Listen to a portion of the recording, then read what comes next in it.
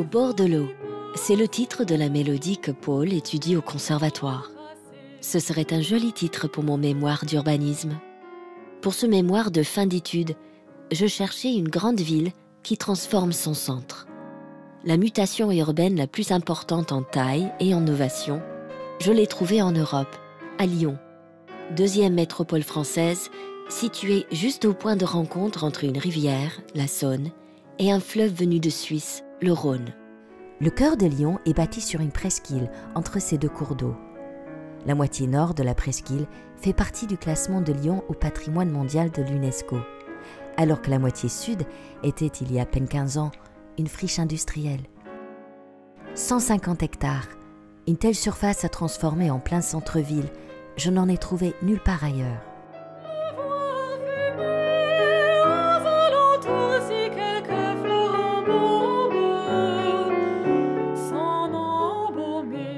Entre cette image prise en hélicoptère en 2010 et celle prise avec un drone 5 ans plus tard, se sont ajoutés 3500 habitants, 7000 salariés, 300 000 m² de logements, bureaux, commerces et équipements. J'ai repris l'histoire telle que je la racontais en 2010 et j'y ai ajouté des personnes et des lieux nouveaux en contractant le temps comme par magie. 2 fois par semaine depuis plusieurs mois, je traverse le Rhône en tramway pour explorer la moitié sud de la presqu'île lyonnaise, la partie qu'on appelle la confluence. C'est tout près du centre ancien de Lyon et c'est, au bout d'un tunnel, un autre monde. Pendant longtemps, les Lyonnais disaient « derrière les voûtes » et la plupart n'y allaient jamais. Depuis 2005, le tramway que j'ai pris pour venir passe sous les voûtes de la gare de Perrache et facilite les liens entre le nord et le sud de la presqu'île. Mais qu'est-ce qui a coupé ainsi cette presqu'île en deux? D'abord cette gare au XIXe siècle, construite en hauteur pour enjamber la Saône et le Rhône et se protéger des crues. Puis au XXe siècle, en pleine euphorie automobile, une autoroute et son imbroglio d'échangeurs en hauteur pour les mêmes raisons que la gare. C'est grâce à cette gare qu'au XIXe siècle se sont développées côté Saône des activités industrielles, ferroviaires et portuaires. Ouvriers, employés et cadres de ces activités se sont logés aux abords de la gare et autour d'une église, l'église Sainte-Blandine, qui a donné son nom au quartier.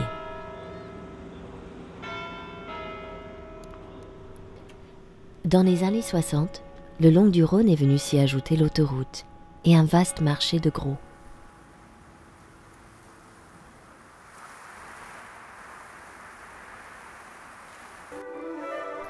Mais quand les activités industrielles et portuaires se sont essoufflées, ce territoire est devenu le bout du bout de la presqu'île, l'au-delà des voûtes.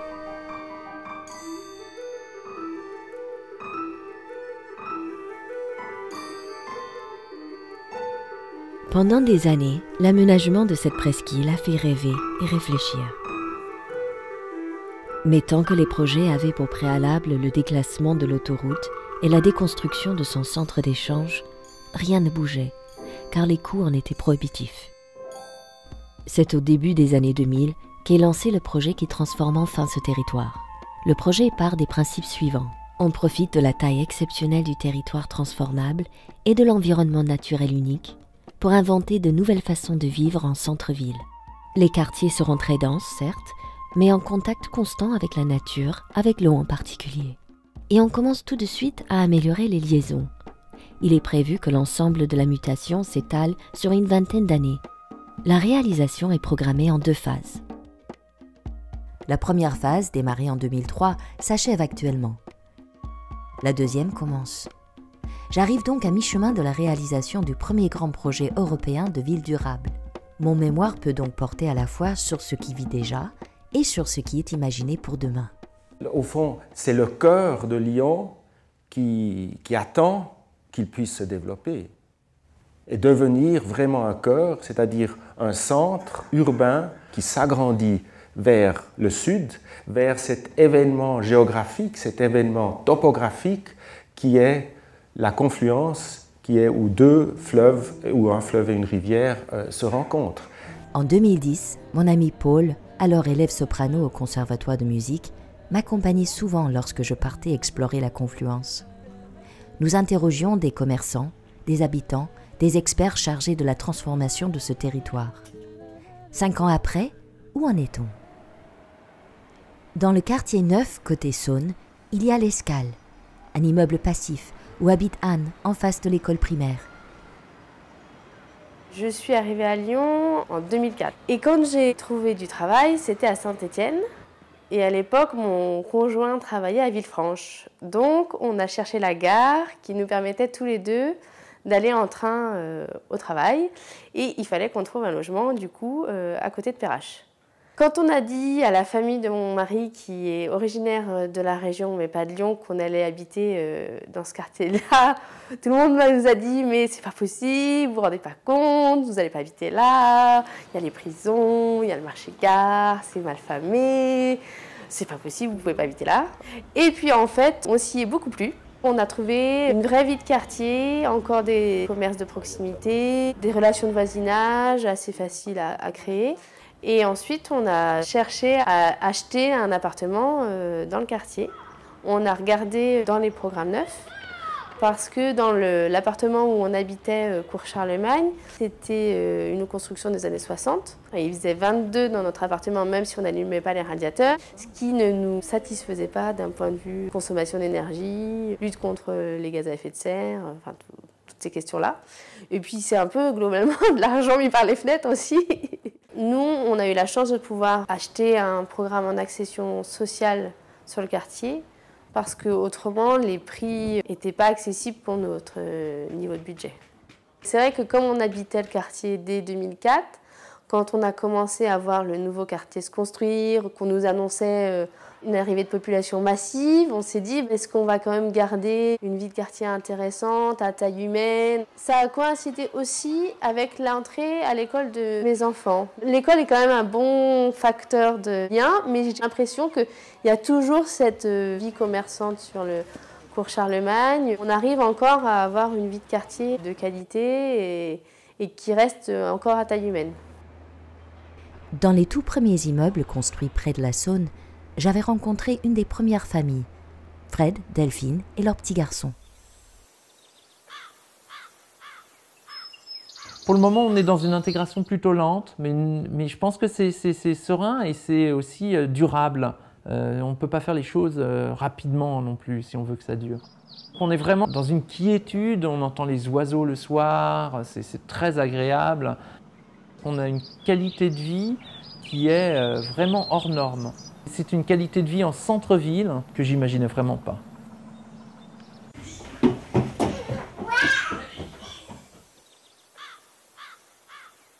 Cinq ans plus tard, c'est Delphine, la compagne de Fred, que je retrouve. C'est un quartier qu'on aime beaucoup, qu'on a vraiment choisi pour des raisons écologiques. Et c'est en ce sens qu'un an et demi après, on a monté une association avec cet objectif de continuité, pas seulement d'habiter un bâtiment qui économise l'énergie et récupère l'eau de pluie, mais qu'on agisse aussi, nous, en tant qu'habitants du quartier, en faveur de l'environnement. Cette association s'appelle Envie partagée. Elle s'est construite avec plutôt des habitants qui venaient juste d'arriver. Et puis très vite, grâce à la mise en contact de l'aménageur Lyon Confluence, on a rencontré d'autres personnes qui venaient du quartier un petit peu plus ancien et avec qui on a monté l'association.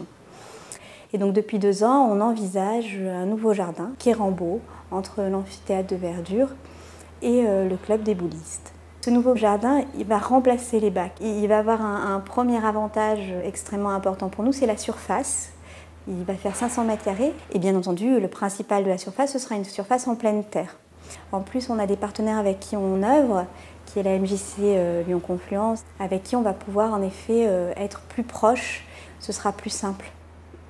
Située comme une île entre la Saône, un jardin aquatique et la Darse, la MJC, Maison des Jeunes et de la Culture, est aussi au cœur du nouveau quartier.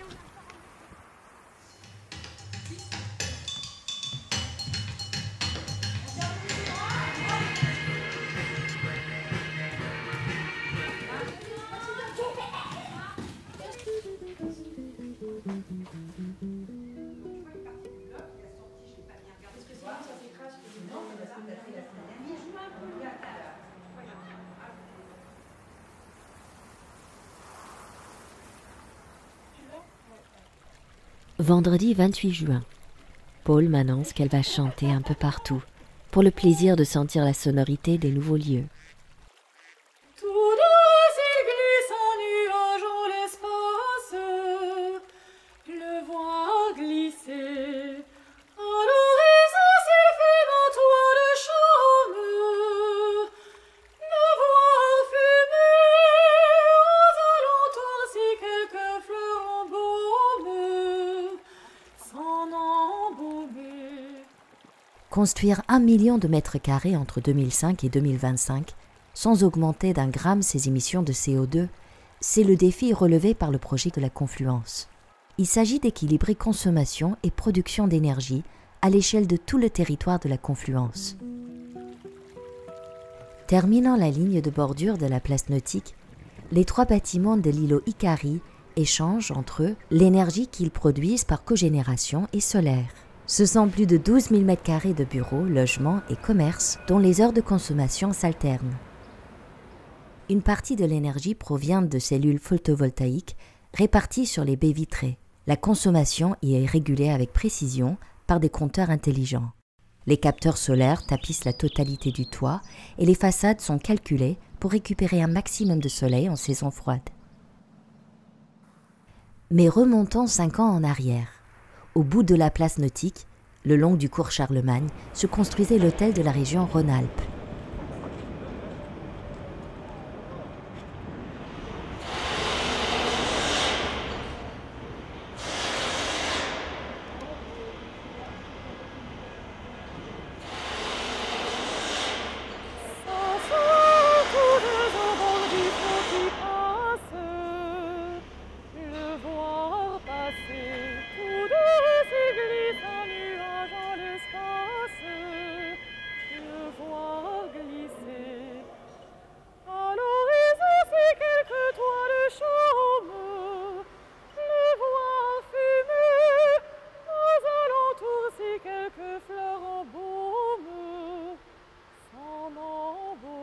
Et si Paul, devenu soprano professionnel, revenait un jour chanter ici?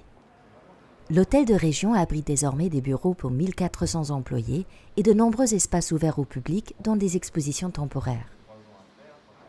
On y circule à l'abri et en même temps très en relation avec la ville autour. Devant l'entrée de l'hôtel de région, les arbres commencent à s'étoffer sur la nouvelle esplanade, qui est appelée à jouer un rôle central au cœur du nouveau quartier à venir. Là aussi, vont se côtoyer logements, bureaux et commerces. Et nouveauté à la Confluence, un immeuble plus haut que les autres, en cœur d'îlot. Cet ensemble fera l'articulation entre le quartier Sainte-Blandine traditionnel et le nouveau quartier du marché. Quand nous roulions en 2010 sous ce pont en bordure de Sainte-Blandine, tout était en chantier et en terrain nu. 5 ans plus tard, le pont n'a pas changé, mais tout autour, la ville s'est construite. Un peu plus loin, même paysage dans la rue Denusière, qui reliera le quartier de la gare et celui de la place nautique. Même transformation spectaculaire.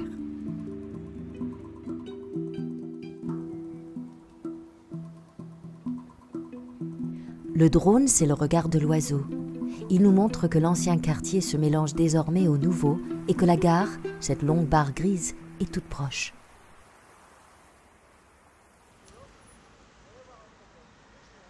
Perrache, c'est un mur. Mais quand on le regarde depuis Sainte-Blandine, en l'occurrence, et qu'on voit la nef de la gare, c'est un des plus beaux monuments de Lyon. C'est une grande horizontalité, certes c'est posé sur un socle, mais il faut aussi dans sa tête les penser comme des qualités et ne pas les penser comme des ruptures. Cela ne peut se faire que si l'on facilite les relations entre le nord et le sud, tant du côté Saône qu'en plein cœur du système, à travers Perrache et en revalorisant le passage sous les voûtes. Donc il faut désencombrer, simplifier, comprendre. Et pour ça, finalement, retenir que 2 choses. 1, il y a le sol de la ville, qui est le sol du piéton. Je suis cours Charlemagne et je vais vers le centre-ville. Je passe à travers les voûtes et en particulier la voûte ouest qui est débarrassée de ses voitures. La piétonisation de la voûte côté Saône permet une relation directe entre la place des Archives et la place Carnot. Dans une première tranche, nous allons ouvrir un passage souterrain déjà existant qui est du côté Rhône de la gare de Perrache. Nous n'aurons plus besoin, venant de la place des Archives, de monter à 12 mètres pour enjamber les quais, pour ensuite redescendre à 6 mètres. En 6 mètres, nous sommes sur les quais. La place des Archives a vu tout récemment s'ouvrir la nouvelle faculté catholique dans les bâtiments de l'ancienne prison. On peut voir d'ailleurs ce midi qu'il y a un monde fou qui occupe l'espace public. Parce que ce qu'il faut imaginer, c'est que tout ça, c'est une continuité d'espace public. Les voûtes deviennent un espace public qui est en relation avec, au nord, la place Carnot et au sud, la place des Archives. Le centre de la presqu'île est exactement la gare de Perrache. C'est-à-dire que la confluence devient la dernière pièce du POLS pour compléter le centre de ville. Et c'est pour ça que le cours Charlemagne, plus la rue Victor Hugo, plus la rue de la République ou les rues adjacentes, font l'axe naturel du centre-ville. C'est-à-dire la colonne vertébrale de Lyon, c'est là. Elle se trouve là. Tous les commerces florissants, une ville nouvelle. Lyon deviendra une ville qui aura réuni tous les atouts possibles pour bien vivre et se développer intelligemment. Pour ouvrir mon restaurant, le quartier Perrache, quartier historique de Lyon, c'est pas un quartier qui, il y a peut-être 10-15 ans, où j'aurais pu me dire facilement, c'est là qu'il faut ouvrir un resto. Aujourd'hui, oui. J'ai quitté mon travail d'ingénieur chef de projet pour devenir cuisinier. Je me suis dit que ça pouvait être le bon endroit pour exercer ce nouveau métier. Mon projet, c'est de partager un repas et que ça se passe bien, tant dans l'assiette que dans l'ambiance, pour cette clientèle qui travaille tous les jours dans le quartier. Et en fin de semaine, les soirs, une ambiance un peu plus soit festive, soit familiale, les jeudis, vendredis soirs. Ce n'est plus un quartier où soit on y travaille, soit on y passe. C'est un vrai espace résidentiel. Il nous faut à peine 3 minutes à vélo pour aller de la gare jusqu'au quartier du 19e siècle, autour de l'église. Revitalisés, ils sont une chance pour la ville future. Ils lui donnent un ancrage. Une éco-rénovation y est prévue. Il s'agit de diviser par 4 la consommation d'énergie des immeubles existants. Comment fait-on pour isoler certaines façades par l'extérieur sans effacer leur caractère? Les études en cours et leurs résultats intéresseront de nombreuses autres villes du même âge ou plus anciennes. Aujourd'hui, j'ai marché avec Paul le long de la Saône, depuis les environs de Perrache. Cette nouvelle promenade permet de cheminer du centre ancien de Lyon jusqu'à la pointe de la Confluence. C'est ma balade préférée. 5 ans plus tard, j'ai voulu revoir ces rives qui font désormais un lien continu entre le nord et le sud de la presqu'île lyonnaise. Au nord, les rives s'étagent en 3 niveaux, celui des quais, celui des pelouses plantées de jeunes arbres et celui des activités ludiques comme le club des boulistes ou les jardins partagés. Le terrain de foot, lui, bénéficie d'une situation privilégiée, près de la rivière et à la jonction entre anciens et nouveaux quartiers. Quant aux jardins aquatiques, ils apportent un paysage, une faune et une flore tout à fait inhabituelles en centre-ville. Au sud de la place nautique se sont installés dès le début des pionniers de la confluence comme le journal Le Progrès. Ensuite, c'est un défilé d'architecture de caractère, nouvelle ou restaurée, mais toutes de hauteur et largeur semblables. Les bâtiments alternent avec des espaces libres où les arbres poussent. Pour le promeneur, ce rythme très particulier de plein et de vide d'un côté et de l'eau calme et continue de l'autre est déjà perceptible.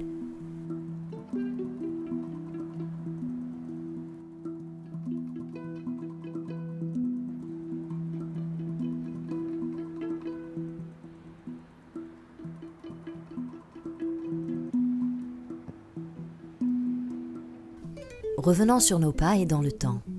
Regardez bien le toit de cette ancienne sucrière en 2010. 5 ans après, plus de 1000 mètres carrés de locaux ont été ajoutés sur le toit. D'un côté un club de musique, de l'autre des bureaux. La société Arkane Studio développe des jeux vidéo depuis 1999. On était installé dans le quartier de la Pardieu, qui est le quartier d'affaires de Lyon. La taille de l'entreprise a fait que nous étions forcés de quitter nos locaux historiques. Et nous cherchions une surface assez grande pour faire rentrer toute notre équipe sur un seul plateau. On ne voulait pas séparer l'équipe sur plusieurs sites, plusieurs étages ou plusieurs bâtiments. Très naturellement, on a cherché un open space qui soit au moins équivalent à 1000 m² en termes de taille. Mais surtout, nous voulions aussi rester dans un arrondissement de Lyon. Cet endroit remplissait notre cahier des charges puisqu'il est en plein centre-ville, à côté de tout un tas de transports en commun. Nous avons une bonne vingtaine de restaurants qui sont à portée de main et aussi d'espaces verts qui permettent à nos employés de pratiquer tout un tas d'activités sportives entre midi et 2 ou le soir, ou même le matin avant d'arriver au bureau. Donc on s'est jeté sur cette opportunité sans trop y réfléchir. Alors maintenant, moi j'habite sur la Darse, juste en face du centre commercial de Confluence. Donc j'ai un appartement qui donne sur l'eau. Alors c'est très agréable parce qu'on voit des bateaux toute l'année. On a l'impression de se réveiller constamment en vacances. C'est un quartier qui est très calme parce qu'à cet endroit-là, il n'y a pas de circulation.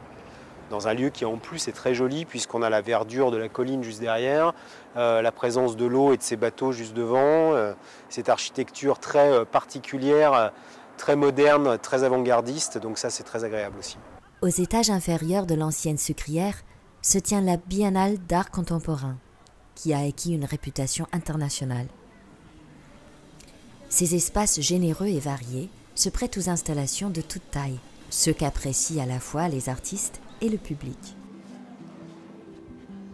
Le projet pour la deuxième phase, conçu par l'agence Herzog et de Meuron, couvre au total 35 hectares et occupera, côté Rhône, tout le territoire de l'ancien marché de Gros.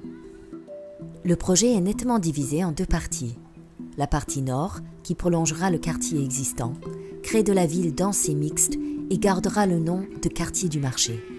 Donc nous reprenons la géométrie des rues, une géométrie rectangulaire. Nous continuons cette géométrie à travers le périmètre du marché de Gros.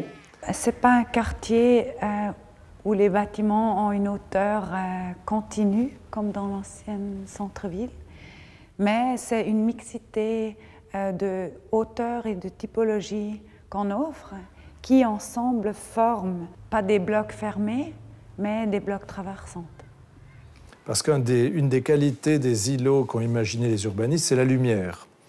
Ils ont composé les volumes de telle sorte que on ait une lumière conséquente dans tous les bâtiments, mais aussi dans les cours-jardins. Il y a du soleil, donc on peut planter des arbres. Il y a de la lumière, donc on pratique ces lieux. Sur le terrain du marché de Gros déserté, il y aura donc ici même un quartier dense, urbain et aéré en même temps. Plusieurs halles de l'ancien marché de Gros sont conservées.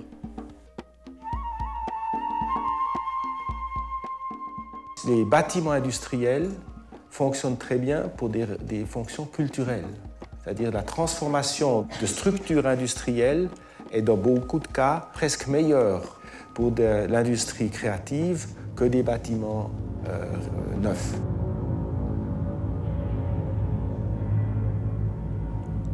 La halle Girard, la plus ancienne, accueille des expositions temporaires en attendant de devenir le lieu totem de la French Tech, une pépinière de start-up du numérique.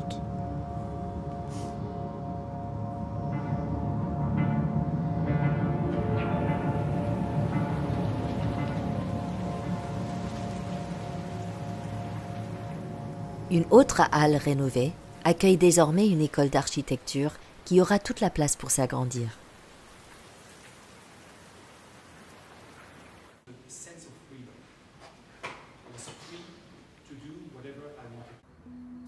L'aménageur de Lyon Confluence a lui aussi installé ses bureaux dans une ancienne halle du marché de Gros.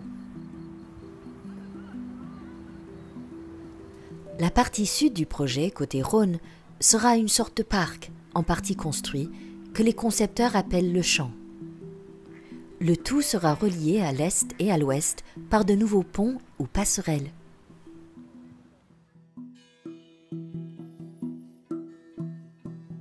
Moi, je trouve que c'est un site assez magique pour y installer un musée. En plus, un musée comme Confluence, qui est vraiment un musée pour tous les publics, un musée qui permet tous les regards et qui ouvre les portes du monde.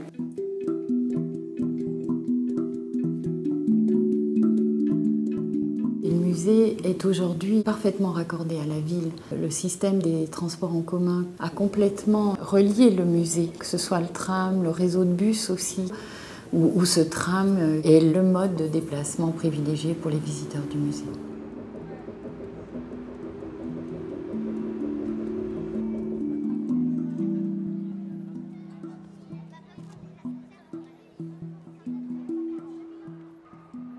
Tout a été construit en pensant au public. Et dans les scénographies, parce qu'il y a une réelle intelligence des scénographies, et ça c'est aussi une des marques de fabrique de l'institution, on veille énormément à ce domaine-là. Vous pouvez remarquer que beaucoup d'objets ne sont pas sous vitrine, que l'on a beaucoup veillé à ce qu'il y ait une rencontre possible entre le visiteur et l'objet. On peut tourner autour des objets. Ils sont à portée de main. À la fois les objets à toucher, ça c'est une volonté de départ et ce sont des pièces originales que l'on peut toucher. Lorsqu'on sort d'une salle d'exposition, on est baigné dans la lumière du jour que l'on retrouve. On se promène aussi dans ce lieu. On vient y voir des expositions et on déambule. Je pense que la déambulation, elle est essentielle, y compris pour la connaissance et le goût de la découverte. Et elle offre des points de vue assez inédits sur la ville. Je pense qu'il est assez rare dans l'histoire des institutions d'avoir à la fois l'architecture et l'emplacement géographique qui répondent complètement au projet même de l'institution.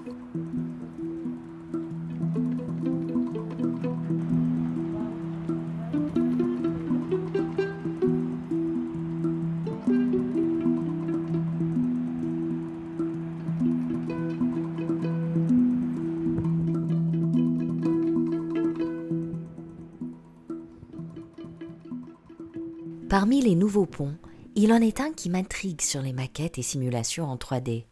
Son tracé enjambe le Rhône, traverse la confluence, puis traverse la Saône, sans se soucier d'être parallèle à la trame des rues et des autres ponts. Ce front de ville avance vers le sud. Et à un moment donné, vous avez effectivement une transversale qui va marquer symboliquement la fin de la ville, on va dire dans le prolongement de ce qu'il était. Les architectes ont imaginé cette sorte de diagonale, alors qui a le grand avantage en termes de paysage d'être perpendiculaire à la confluence et à la vallée qui s'en va vers le sud, ce qui ne serait pas le cas dans un alignement orthogonal au grand axe et au quai Perrache, puisque ce front ferait face à un paysage fermé. Son pivotement, en termes de paysage, ouvre le front, la fin de la ville, vers la vallée et vers le sud. Donc ça, c'est une très belle décision de paysage.